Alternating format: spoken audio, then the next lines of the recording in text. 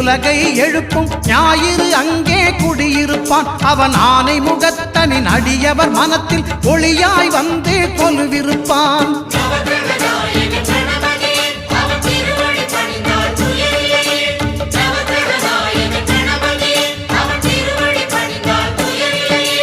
ஒன்பது கோளும் ஒன்றாய் காண அங்கு கற்பகம் என்னும் கடவுளின் மெய்யில்